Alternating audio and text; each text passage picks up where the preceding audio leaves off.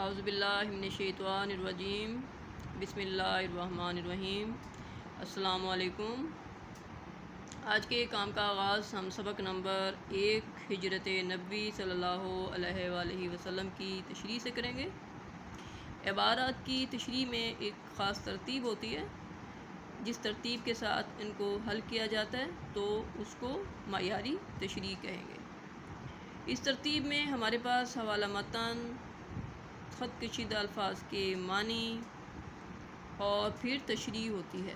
تشریح میں ہم پیراگراف کی عبارت کی تشریح کرنے سے پہلے اس میں سیاق و سباق بھی بتاتے ہیں۔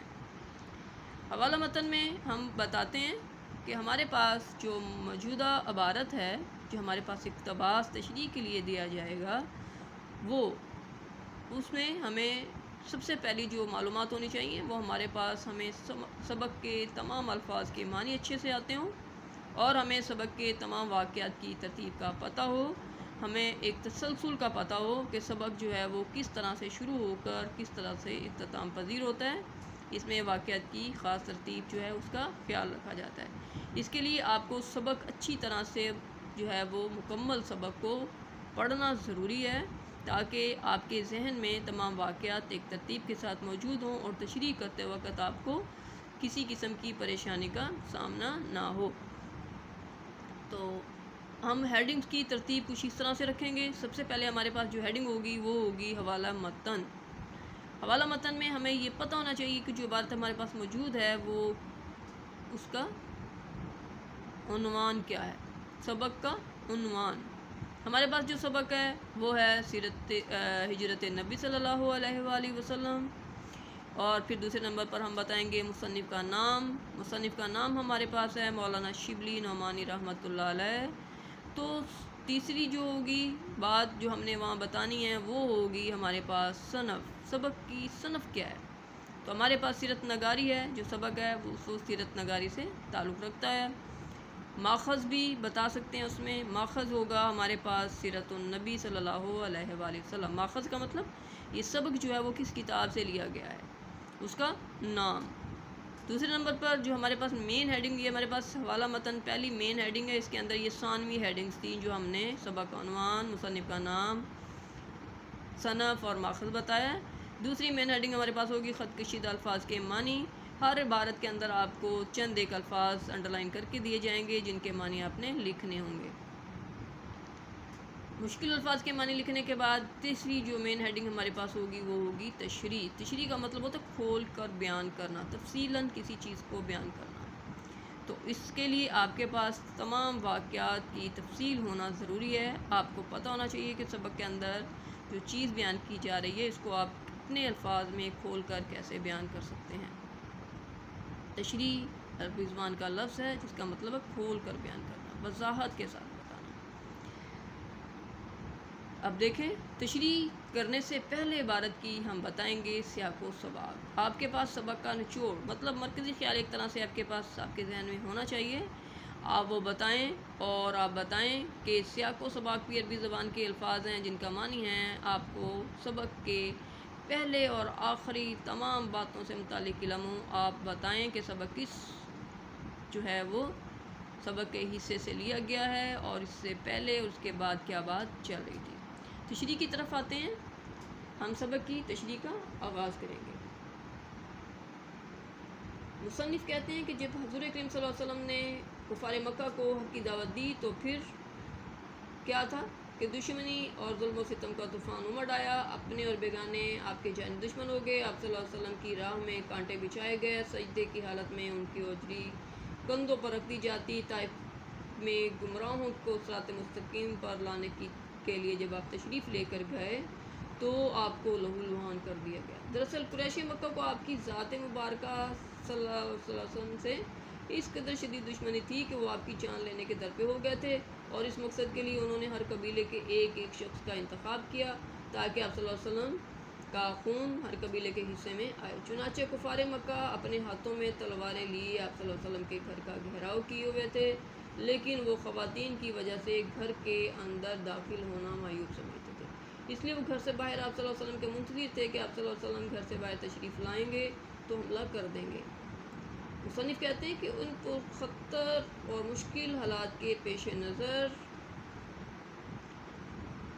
محافظ دنیا کے محافظ اللہ تعالیٰ نے مسلمانوں کو مدینہ کی طرف جو اس زمانے میں پرامن شہر تھا جانے کا حکم دیا، تو اکثر صحابہ جو اس وقت مدینہ کی طرف ہجرت کر چکے تھے۔ آپ صلی اللہ علیہ وسلم اللہ کے حکم کے منتظر تھے۔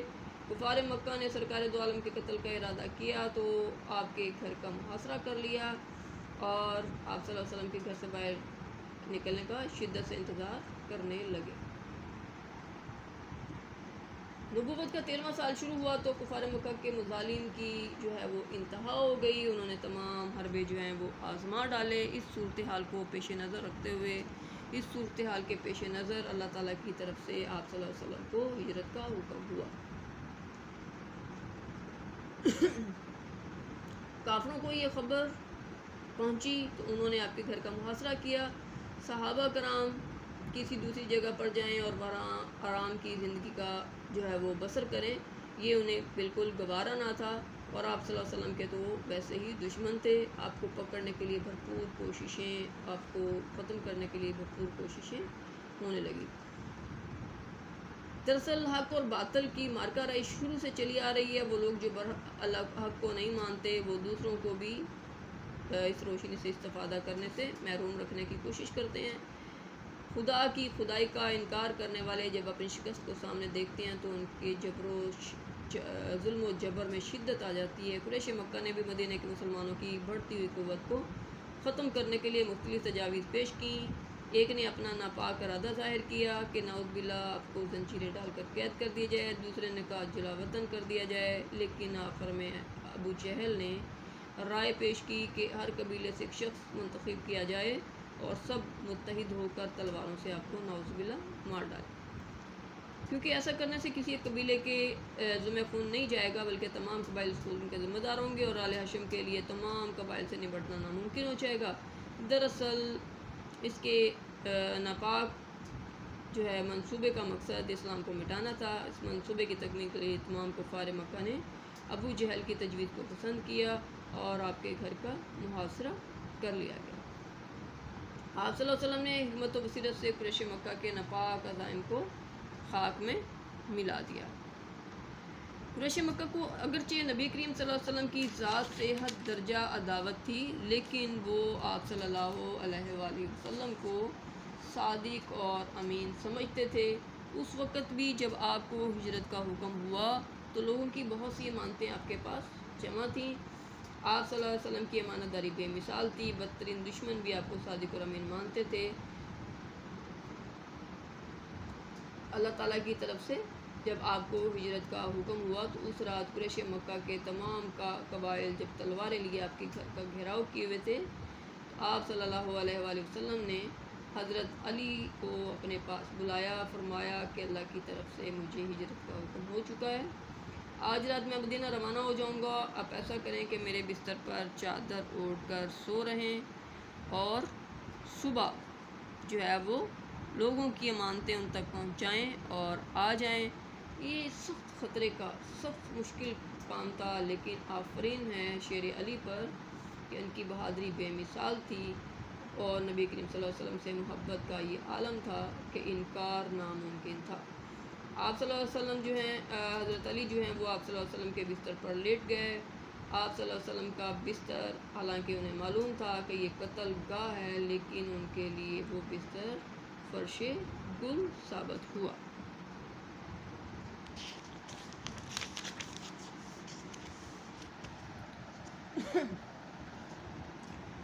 جب رات کافی ہو گئی اور محاصرہ کرنے والوں پر نیند طاری ہو گئی تو آپ صلی اللہ علیہ وآلہ وسلم نے دیکھا کہ وہ محاصرہ کرنے والے تمام لوگ سو رہے ہیں۔ آپ صلی اللہ علیہ وسلم انہیں سوتا ہوا چھوڑ کر گھر سے باہر تشریف لائے، خانہ کعبہ کے قریب پہنچے، بہت غمزدہ اور اداس تھے، افسردہ حالت میں فرمایا کہ اے کعبہ تو مجھے بہت عزیز ہے، اے مکہ تو مجھے بہت عزیز ہے، لیکن تیرے فرزند مجھ کو یہاں رہنے نہیں دیتے۔ آپ صلی اللہ علیہ وسلم کی ہدایت کے مطابق حضرت علی آپ کے بستر پر چادر اوڑھ کر سوئے رہے، یہ اس لیے کیا گیا تاکہ محاصرہ کرنے والوں کو یہ لگے کہ آپ گھر سے باہر نہیں گئے، اپنے بستر پر موجود ہیں۔ اسی دانش مندی کا نتیجہ تھا کہ آپ کے بستر پر حضرت علی چادر اوڑھے سوئے رہے اور لوگ یہی سمجھتے رہے کہ آپ صلی اللہ علیہ وآلہ وسلم اپنے بستر پر موجود ہیں۔ دوسری طرف حضرت ابوبکر صدیق سے جو بات چیت ہو چکی تھی، ان سے مشورہ ہو چکا تھا، تو ان کے ساتھ لے کر آپ صلی اللہ علیہ وسلم جو ہیں سفر پر روانہ ہو گئے۔ قریش مکہ نے آپ کا تعاقب کیا، لیکن آپ صلی اللہ علیہ وسلم اور حضرت ابوبکر صدیق دونوں غار ثور میں 3 راتیں چھپے رہے، اور یہ غار آج بھی موجود ہے۔ حجاج کرام یہاں جاتے ہیں اور اس کا بوسہ لیتے ہیں۔ سب کے لیے یہ غار جو ہے وہ زیارت کی جگہ ہے، آنکھوں کی ٹھنڈک ہے۔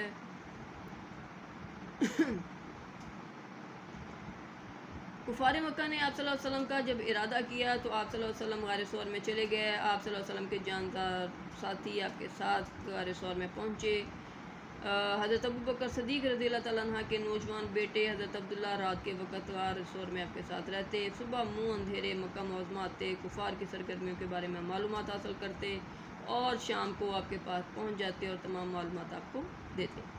شام ہوتی تو حضرت صلی اللہ علیہ وسلم کی خدمت حضرت میں آ کر تمام دن کی کارگزاری سناتے۔ اسی طرح آپ صلی اللہ علیہ وسلم قریش مکہ کی اپنے اور دیگر صحابہ کرام کے خلاف سرگرمیوں سے باخبر رہتے۔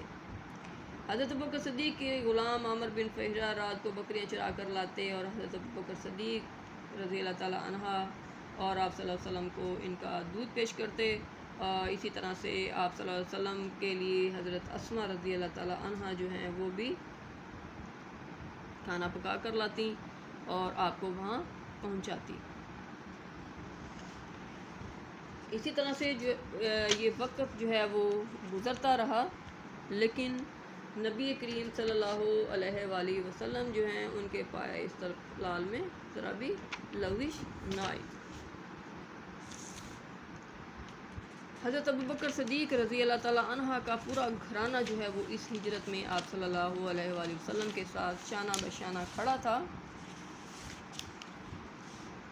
تمام لوگ جو ہیں وہ آپ صلی اللہ علیہ وآلہ وسلم کی مدد کرنے میں لگے ہوئے تھے۔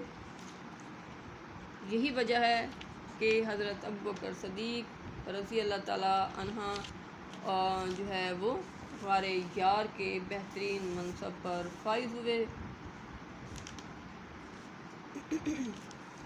جب حضرت ابوبکر صدیق رضی اللہ تعالیٰ عنہ اور حضرت نبی کریم صلی اللہ علیہ وآلہ وسلم غار ثور میں موجود تھے، تو وہاں پیچھے قریش مکہ جب صبح آپ کا انتظار کرتے کرتے تھک گئے تو نعوذ باللہ قتل کے ارادے سے گھر کے اندر داخل ہوئے۔ گھر میں آپ صلی اللہ علیہ وآلہ وسلم کی جگہ حضرت علی رضی اللہ تعالیٰ عنہ کو پایا، پوچھتے سے ان کو محبوس رکھا، پھر چھوڑا اور آپ کی تلاش میں نکل کھڑے ہوئے۔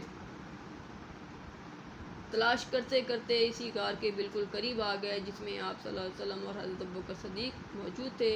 حضرت ابوبکر صدیق نے ان کے پاؤں کی آواز سنی تو پریشان ہو گئے اور گھبرا اٹھے۔ آپ صلی اللہ علیہ وسلم نے انہیں پریشان کیا تو کہا کہ گھبراؤ نہیں، بے شک اللہ تعالیٰ جو ہے وہ ہمارے ساتھ ہے۔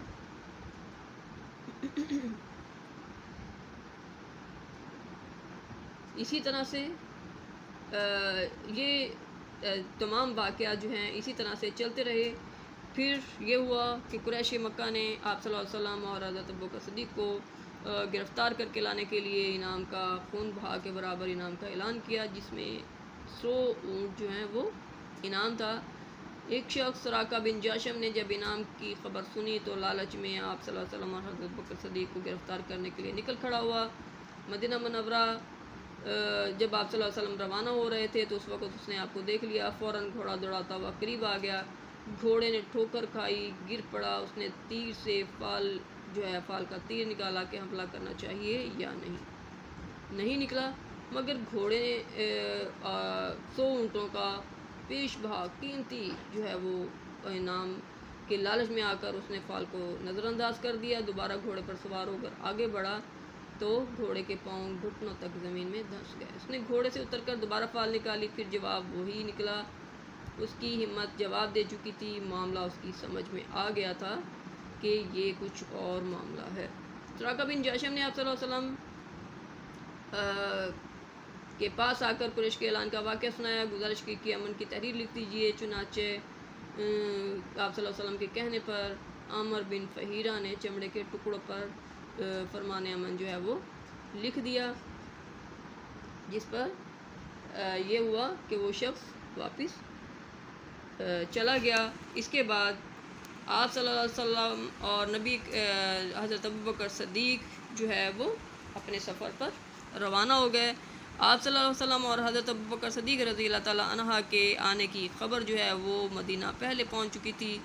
تمام شہر ہمتاً چشمے انتظار تھا، شدت کے ساتھ روز انتظار ہوتا۔ لوگ صبح صبح نکل آتے اپنے گھروں سے اور شہر کے باہر جمع ہوتے، آپ صلی اللہ علیہ وسلم کا انتظار کرتے اور پھر حسرت کے ساتھ، امید کے ساتھ واپس چلے جاتے۔ روز یہی معاملہ ہوتا، لیکن ایک روز جو ہے وہ ایسا نہ ہوا۔